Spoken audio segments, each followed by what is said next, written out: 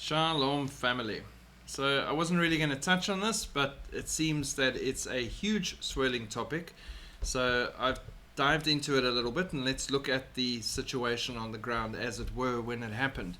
And at the end of the day, there was a good article that came out, 10 burning questions everyone should be asking about the Blackhawk disaster in Washington, D.C. What happened? Why did it happen? What is the story?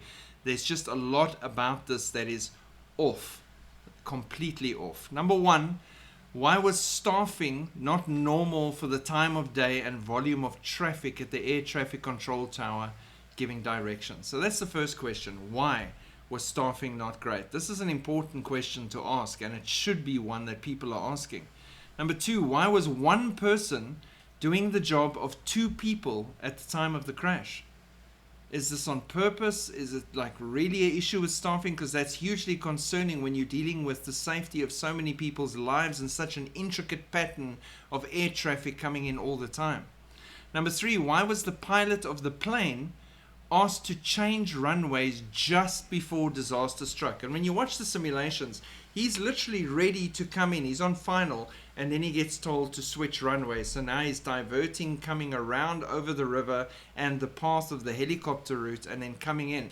So why was he told to change runways? Number four, who ordered the runway switch and why? There was nothing wrong with the runway he was aiming for. He could have landed there. So why was he ordered to switch, and who ordered the switch? My next question on that one would have been, why did no one immediately notify the Blackhawk that this aeroplane was diverting into its flight path and was changing runways to please just change theirs or hold position? Hello, it's a helicopter. They don't have to move forward. They can stop and hover. It's kind of like how it's designed. Number five, how is it possible that whoever was operating the Blackhawk could not see a huge commercial plane?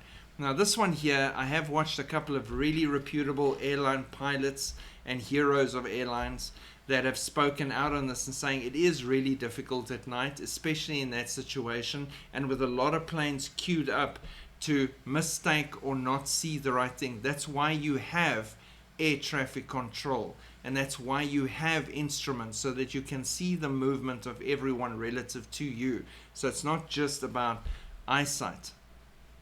Number six, why didn't the helicopter take evasive action to avoid the plane? Why was it at 300 feet when it should have been a whole 100 feet lower than that? So that's also a question. So all those things tie into that.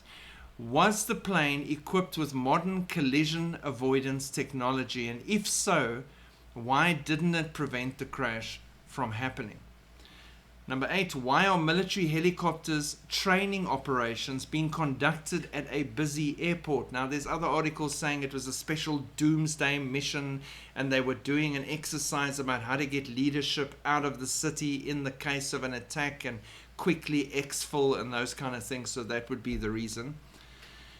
Number nine, how is it possible that the helicopter was going straight at the airplane for an extended period of time and nobody did anything about it? Now, this is the important thing for me. You can see from air traffic control that a disaster is impending.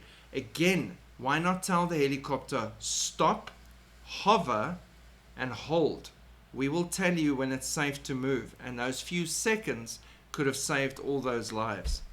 Number 10, why weren't precautions taken after a nearly identical disaster happened the day before?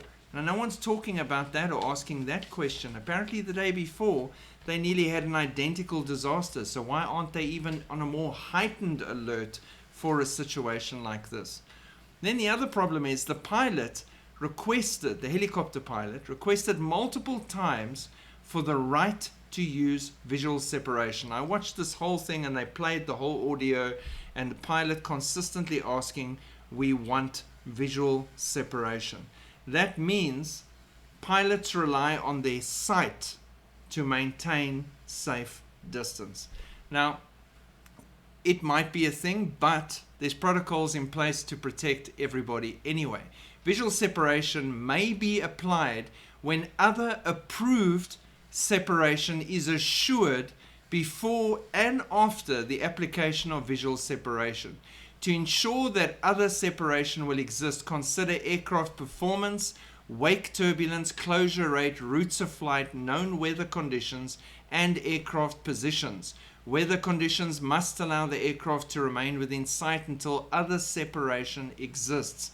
Visual separation is not authorized when the lead aircraft is a super. So number one, they didn't follow this protocol at all when saying, cool, go ahead and do visual separation. The lead aircraft coming in is a super. Number one, they didn't have any of these other things in place. They're just relying on using their eyeballs for visual separation. So they incorrectly applied this entire thing right there. And that in itself is a problem that makes you wonder, why? How does one of the most advanced military helicopters in the world crash directly into a plane on clear conditions? It's not foggy. It's not heavily snowing. There's no rainstorm. It's a clear night. And a Blackhawk flies directly into an American Airlines plane, traveling at the incorrect height, and the plane diverted straight into its path when the plane could have landed on the original runway. Then my next point of call would be dig into the passenger list, see who's on board, maybe someone who they wanted to take out that shouldn't be alive, that they needed to deal with. There's all those kind of questions that come into play. Maybe they just want to show people how unsafe flying is so that they can eventually clamp down on flying, which is one of the plans for the New World Order. You won't fly anywhere. Only the elites will be flying around. The base human population won't be flying anywhere. You'll be sitting in your 15-minute cities. So it could just be that. But there's a lot at play here, and there's too many questions unanswered all the way through. So again, my heart goes out